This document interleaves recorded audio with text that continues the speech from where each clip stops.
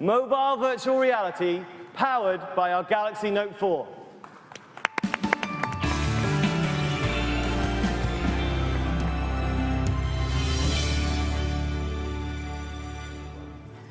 This is our Samsung Gear VR Innovation Edition powered by Oculus.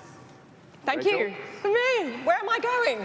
Where are you taking me? Take a seat, Please have a seat. Okay, safety first. Yes. We've designed Gear VR especially for innovative consumers and developers who, with the support of Samsung, will move virtual reality to the bold next new level. So all you need to do is you put your Note 4 right in, like we did, and you put on the headset, just like you did, and now you're ready to go anywhere. Now I'm seeing this for the first time, so I'm just going to describe. Hopefully there's something like what I'm seeing behind me. There's people here. Oh, you're now a woman in a tutu. Whoever said that voice. I've got a couple of acrobats in front of me, and it's like I'm in a theatre. It's like I'm there, because I can turn around now. All I'm watching is empty seats and back, and they're carrying on. I mean, it's incredible. So what you're seeing is a 360-degree virtual reality just by turning your head. It's keeping up with my movements as well. There's absolutely no lag. The screen is amazing. I mean, and the sparkles on his outfit. As Rachel's almost there, we're going to have to take that off. Take it off. We might have to continue the show. Back in the room. Okay. Thank you, Rachel. So it's fabulous. I mean, there's so many hyperboles I could use, but can you tell us a bit about the hardware of the headset? Of course. So that is silver-colored glass applied onto a white body. In addition to style, we designed the headset focusing on ergonomics and comfort, so nothing stands between you and the immersive experience. And because the Note 4 is housed inside the Gear VR, you get to have an untethered virtual reality. Absolutely. I mean, it looks brilliant. I think you'll agree. It's so stylish. It wouldn't look out of place on something like a Daft Punk video. Right. And VR is going to be used a lot by gamers, isn't it, who demand a smooth experience. And if I'm judging by my experience I just had, then you guys have nailed it. Well, it's great, and of course, as you mentioned, in order for people to enjoy full VR content, the input has to be processed really smoothly without delay or any latency.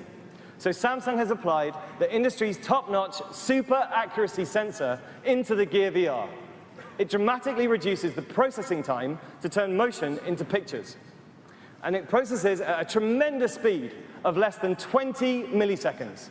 At that rate, latency isn't noticed, so that you get that comfortably rich VR content delivered at industry-leading speeds. Yeah, I mean, it's certainly kept up with me. And rarely do you see something that you just know is the future of tech, but this is it. And I think I've already mentioned, but the Note 4 screen in here is absolutely incredible, because another thing that a VR headset must have is great picture quality, isn't it? It sure is. And because even though there's no delay in processing content, the focus will be disrupted if the display resolution is low. Yeah.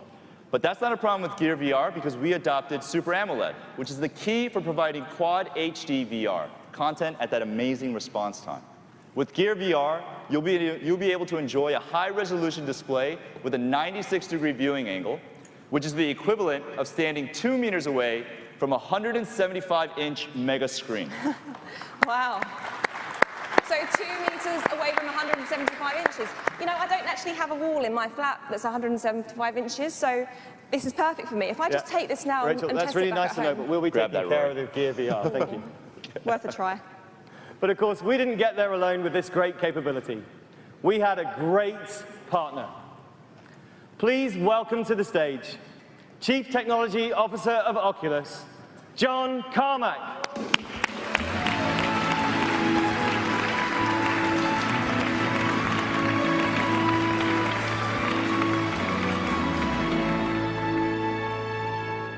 All right, I'm really excited to finally be able to talk about this. It's been a secret project for too long.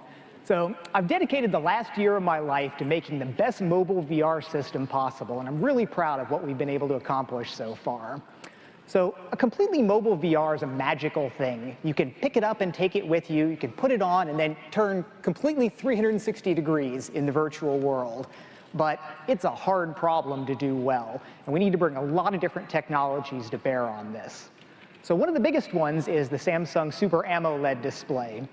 Unlike an LCD panel, which can take 10 or 20 milliseconds to change pixel state, the Super AMOLEDs can turn on and off almost instantly. This lets us light up a pixel and then turn it off a fraction of a frame later, which lets us kill motion blur. Now, these screens are such high resolution that there was a lot of skepticism about what level of graphics we would be able to render at the consistent rates necessary for virtual reality. But Samsung's gotten us very low-level access to the hardware platform here, and this has enabled us to develop an innovative software architecture that can continue to maintain smooth, accurate updates from the head tracking, even when the system is actually overloaded. So the critical path in virtual reality is the time that it takes from some motion of your head until the time that updated light from the display hits your eyes. This is the motion to photons latency. This starts with the sensor inside the head mount display. Now, it's similar to what's inside the phones, but it updates at 5 times the rate, and it's calibrated to a much higher standard of accuracy. Now, unlike a typical touch event that winds through the system through all sorts of different layers, we have a custom kernel driver that our sensor talks to that then talks to our apps, cutting out a lot of middlemen along the way.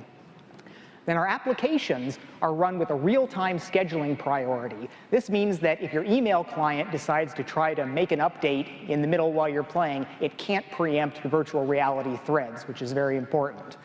We also have guaranteed clock rates, which is unusual in the mobile world, where clock rates are usually constantly fluctuated to optimize different things. But now developers can choose a specific rate and then optimize for it. Our graphics are being drawn with multiple context-prioritized GPU threads. This means that the main world can be drawn at variable rates, while a second higher priority thread is updating the screen in very quick response to the head tracking inputs. This is very, very important for our critical, closing that loop of how you move to what you see. Now, the drawing is done to a completely unbuffered window. There's no page flipping going on here. We're racing the raster, drawing just ahead of the scan that's pulling it out to the Super AMOLED display. And then the display turns on and then turns off again quickly to kill the motion blur. The photons jump off the screen, bend through the lenses, make their way to your eye, and hopefully you say, wow, this is really impressive. Now, this is just the beginning. We have active technology work going on in all the different aspects here, and we are expecting to make continuous improvements as we go forward. But this is really a landmark first step. So thank you.